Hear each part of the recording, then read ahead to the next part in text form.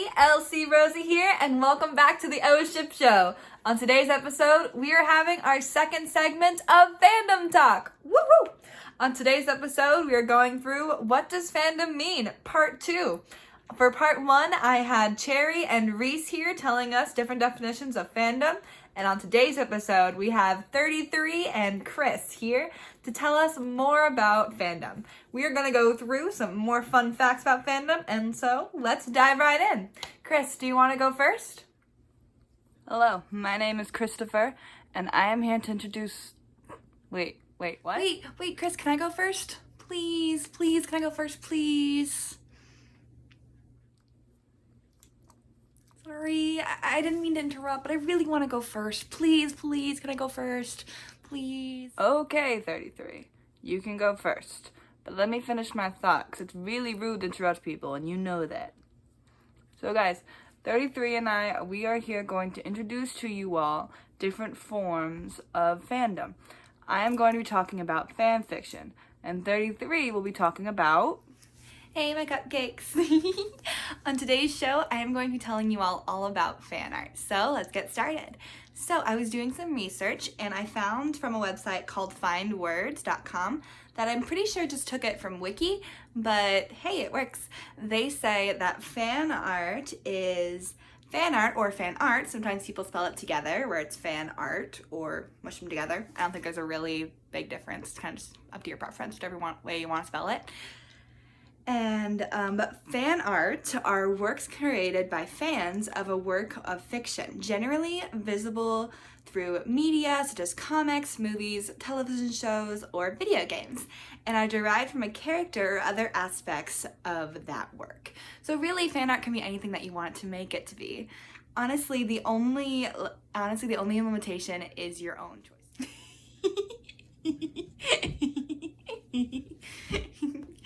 But yeah, guys, the big thing is fan art is so much fun. It's honestly a great way for people to meet new people. It's a great way for people to explore and express different aspects. It's a great way to learn your art too, because with fan art, you're able to look at your thing that you really enjoy and make it something else and branch out to see more about what it all is. It's pretty cool, honestly. I really enjoy working with fan art. The art style that I actually work with, that LC now uses, is one that we actually created by just watching cartoons and working with bubble letters. The first time I actually started drawing, it was so bad. Oh my gosh, at least I personally, looking back at it, I really didn't like what my art style was. But I kept going, I kept working, and honestly, by creating fan art, like with what I've been doing with FNAF, I've honestly been able to make a lot of great improvements to my art. So I'm really excited about it. I'm really happy to get to share this with you all. Also, I gotta admit, art has become such a big part of my life that I really enjoy what's able to do. With any luck, someday LC and I will be able to come together and we'll be able to do a whole video dedicated just to fan art, talking about the do's, the don'ts, more specific definitions, other people's views of it, and the question that I've seen a lot, is fan art actually legal? Because there are a lot of questions if fan art is legal or not. So we will go into that and we'll figure it out, and we'll do that all in a later Fandom Talk video. But for now, that's all I have to say about what is Fandom Talk. So guys, it was really good to see you, and I will see you all next time. Okay, Chris, take it away. Merci, 33. Thank you for allowing me to continue. I personally prefer that fan art and fan fiction are two very different things. They are often intertwined, but I don't like viewing them in the same vein, because I view art and writing as two completely different things. Chris, just for the record, I don't share that belief with Chris. I believe everyone's opinions are okay to be different, but like, I view fan art and fan fiction the same way. I don't know what Chris is saying. Differences devote neither bad nor good, but they certainly mean not the same. Boy, do not quote Alice Madness on me. Fucking asshole. Back to the point. Fan fiction, in the similar vein as 33, I'm just gonna... Sorry, my dog is very insistent on being here. But essentially, in the same vein as 33, I'm just gonna give you all the fine points of what fan fiction is. So, from the definitions that I've been able to ground up, fan fictions are essentially fiction created by fans, is the most easiest way to say it. And the other definitions I want to say is that Fan fiction has been used by fans for generations. It has been used in many different forms. It has been going around for a very long time. It can be used when a season is abruptly canceled and the big producers won't restart it. Or it can also be just about people who want to explore different veins of the show, to explore more different things. It can also be used for the author themselves to explore different venues and things that they want to look into. If y'all want to learn more about this, hold on tight, because Reese and I, and most likely 33, because she loves being here when I talk, we are all going to join together to talk about a whole video about fanfiction. Don't tell Reese, though. I want it to be a surprise for his birthday. So it's gonna Wait a minute. Did one of y'all just say fanfiction? I could have sworn I heard that. Chris, are we gonna be doing a fanfiction episode? Dude, are you serious? Oh my god, dude, really? And he knows. I guess I couldn't really resist telling him. It's hard to keep a secret from that guy. He's here all the time. I will see you all next time. Oh my goodness. Thank you, Chris, 33, and Reese, who somehow joined the episode when he wasn't supposed to. Thank you guys for joining us with Fandom Talk. And now it is my turn to go through fandom. Because, guys, here is my final thoughts on fandom and important things for people to know who are about to dive in or who are new to the culture. So, I've been in fandom since I'm in some kind of fandom since I was in 4th grade, so a really long time. It's a great way to meet new people and people to bond and come together. It's a lot of fun. But the big thing to know is that there are many ways to participate in it. Like when I first started, I went through DeviantArt, which is a great website that you can post art and stories. It can be a little weird, but honestly, it's a great way, good intro to things. People also use Facebook, Twitter, Pinterest, Instagram, YouTube. There's so many ways to communicate with fandoms and different people in that culture. And there's just so much fun to do. And on those sites, you can look at fan fiction, fan art, theories, discussions, or you can create any of those things. Fandom is fantastic in how diverse it is and maybe diverse isn't the best word, how wide it is, because you have so much ability to have so much fun with it. So I do want to say there's a couple of warnings that I want to say about fandom before everyone's like, oh, it's so great. Fandom is really great, but it can also become very bad. So it's kind of like with everything in the world. Too much of fandom can become bad for you. So I do want to say anyone who is thinking about going into fandom or is in it and feeling a little uncomfortable, it's completely okay to take a break from it every now and then. And that's true with everything, because fandom is great, but it is essentially a group of people who all come from different backgrounds and all are very different. So everyone coming together, sometimes things are going to happen, sometimes shit's going to explode. Also, fandom can be very much adult, and it's also filled by kids, so you really gotta be careful. And there's more things to know. So guys, here's more things to know about fandom. Just as it is in the human world, people can be really fucking mean. So don't let their words affect you. I'm actually gonna quote or really reference Jacksepticeye because he's a YouTuber who I absolutely love. He's fantastic. He really doesn't need any introduction. He's incredible. And in one of his videos, he actually commented on haters, and I thought that it was really interesting that he said this. He basically said that there's a thin line between their comments being helpful and their comments just being hurtful. So if you can find that in between, like take out the helpful part and just push it away. But at the same time, at least in my opinion and from my experience, sometimes the comments are just hurtful. When those happen, just push them away, ignore them. I have gotten in the habit of giggling now whenever I get one. I just kind of laugh. I've gotten so many comments about, sorry, tangent, but you know what? Let's do a comment like this where I'm gonna explain. When I first started the FNAF account, I got so many comments, and I still get them now, and they make me laugh. Because literally, I've gotten so many comments about people saying, Bonnie and Freddie can't be together, and I'm like, okay, why? Like, I'm ready for, like, Bonnie has to be with Chica, or Freddie has to be with Foxy, or blah, blah, blah, blah. I'm like, okay, like, tell me your opinion. Like, what's your opinion? But they'll just tell me, they're like, no, Bonnie's a guy. Bonnie and Freddie can't date. And I'm like, oh, God, no. Guys, it just, I understand that is a belief, but also saying that you don't like my art doesn't mean that I'm gonna change it. telling me that you don't like Freddie with Bonnie because they're both males, it's not really gonna change how I feel. Honestly, during one of the times, this happened a while ago, I don't even have the picture. Maybe 33 does. But I used to draw, whenever, like, one time this happened, I had like 5 comments in one day all about that, and I was getting so annoyed. So, I drew a picture of Freddie and Bonnie as both females as a couple, and I'm like, how would y'all like this? I didn't post it, but it was like my own little therapy, kind of like to let it go and be like, I was a little salty. But the big thing I would say about haters is try not to engage them unless they seem, not haters, unless they have like actual criticism. Then I would say maybe. But even then, don't engage with haters because honestly, they'll fight and people are all going through things. So the big thing is be respectful when you're in a fandom. So I would say if the people who are leaving these harmful comments become really problematic, block them and just move on. Life is honestly too short to deal with that. I'm not about it. The other thing with fandom is it can be really overwhelming and really confusing, especially depending on the size of your fandom. Because even though, like, for instance, I talk about FNAF all the time, but the FNAF fandom is huge. But the thing is, not all fandoms are that big. Like, one of the fandoms I'm in is the Spy vs. Spy fandom from the MAD community.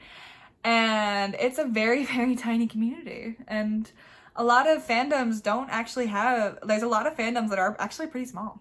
And that's completely okay. There are big fandoms, small fandoms, medium fandoms. It really depends on all what you pick. The big thing is if you enjoy that fandom and that you like contributing to it and you like the discussions out of it, do it. Stick with it. It'd be fun. Especially, you never know when like a fandom is suddenly gonna be like, wee! You never know. Just know that in each fandom, people are full. I've already said this, but I want to repeat it again because I think it's so important to know, is that whenever you go into a fandom, a lot of people aren't going to agree with what you say. A lot of people will agree with what you say, but a lot won't. And that's completely okay. It's good to have differences. It's good to have that expansion.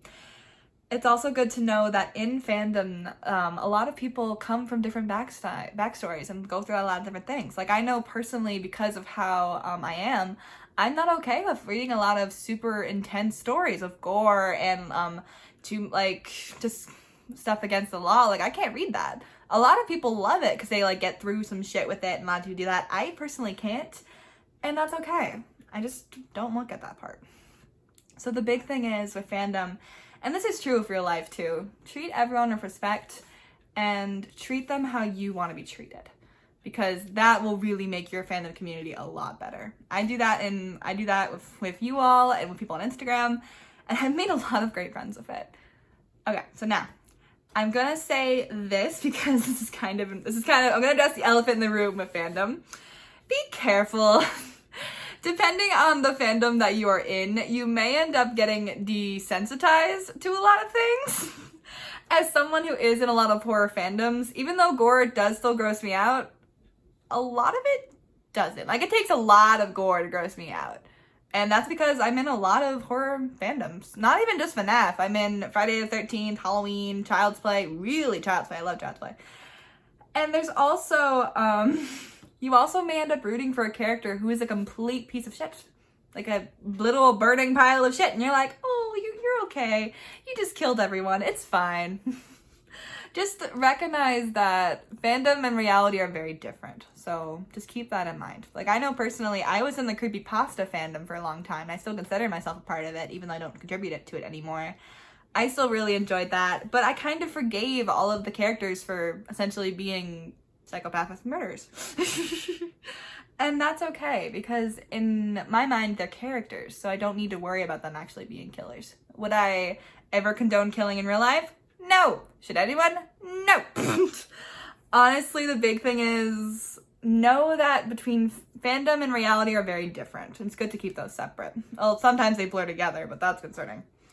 That being said, and I'm going to get very adult here for a second, because this is important to know with anything in reality, there's a lot of sexual content in fandom. Like, a lot. Is it possible to avoid it? Yeah, mostly. But sometimes it'll peek in every now and then. No matter how many filters you put on, how many things you do. Honestly, though, that happens. People write smut, people draw it, people talk about it. Whoop-de-doo. If you want it, it's there. If not, there's a ton of filters and codes that you can type into your computer or type into the website that you're using and be like, I don't want to see this, and then you won't see it. And a lot of websites now, like I know of Instagram and Pinterest, they're like trying to block that out. Tumblr too, because Tumblr is going through a lot of shit because they had too much stuff with all that. So just, there are a lot of websites that are safe from it. Sometimes they peek in, just kind of avoid it. The big thing is, like, it does take a lot of moxie for someone to create that, so be respectful of it. If you don't like it, don't look at it or ignore it, because it's still gonna be up there. Now, this is both a joke and serious. I want you all to know this before y'all dive head deep. Fandom will take over your mind. It completely will. Look at who's talking. The O Ship show is all about fandom. Because, yeah, your thoughts may circulate around certain characters' actions, or actors' actions, or storylines, or a fan fiction you just finished, or a different theory, or just how that game works, or how in this different stuff. The big thing is fandom may take over your life, and that is completely okay. It's taken over my life, and I love it. It's fantastic. The big thing is that I'm going to tell you all that I really wish someone told me this when I first started into fandom. Try to find a balance between the two of them. A balance between your real life and your fandom life. Because sometimes if they blur, you end up losing a lot of connections with people here and people in fandom too. Like, if you want to be in both, you completely can. It just takes a little balance. Like, you need to be able to still be with your people in real life and be with people online. Because sometimes those two blur together, and that's fantastic. Just be ready to have both. Because that'll make fandom feel more refreshed for you, and that will make your outside life from fandom a lot more fun. Because then you'll have a balance of both. And that way you won't, at least I know personally, I don't really find that anxiousness when I'm waiting for someone to post. Because I have other stuff to do. Let's say Markiplier hasn't posted yet. I love Markiplier too. But I'm okay with that because, yeah, I gotta go pick out strawberries with my mom or something. Things like that. Like, that nice little balance is fun. Plus, it helps fandom stay refreshing, stay more fun for you, and it just is really great to do. I would 10 out of 10 recommend it. I wish someone told me earlier, and that's why I'm telling you all now. Am I perfect at it? No. Is anyone perfect at it? Nope. But it really, making it a habit makes it so much more fun. Plus, with fandom, if you treat it like, well, it could be a great community, then you just get a lot of fun and you meet great people, and it's really great. I love fandom. I think it's absolutely fantastic. Now, does fandom make a bit more sense now? If not, that's completely okay, because I know I dropped a ton of terms that might not quite make sense. Because on this show, we're going to go through fandom and we're going to talk about the terms, what makes it and what builds it. Because I know 33 and Chris both mentioned that they want to dive more into fan art and fan fiction, which we will do, I promise. Because we didn't even go into cosplaying. Cosplaying kind of intimidates me like crazy, because I personally, this is like all of everyone in fandom thinks this. No, I'm not generalizing. This is just me personally. When I see someone cosplaying, I get intimidated. I'm like, because it takes so much courage. It takes courage, bravery, time, money, because people go all out or they do as much as they can, and it always looks so freaking cool. So I want like a whole video about cosplay. I want a whole video about shipping, of fan fiction, of fan art. For these first two videos, I was just giving y'all like, what's the term? The snacks. Like a little snack.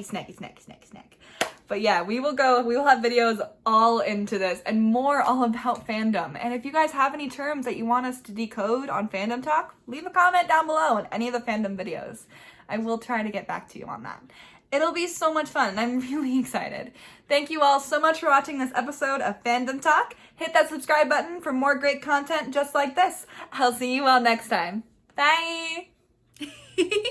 Thank you so much, Elsie, for letting me be part of your YouTube series. I'm really excited to be doing this, especially from 2016. It's pretty cool. I'm really excited. I'm excited to work more with you for Fandom Talk, and so that way we can learn more about fandom together. So thank you so much, Elsie. I will see you on the next Fandom Talk episode. And Chris, I will see you later. I hope we get to hang out more soon. And to all my amazing cupcakes, thank you guys so much for clicking into this video. It's been so much fun seeing you all again. And I will see you all next time on our lovely Instagram page. So I will see you all later. Bye!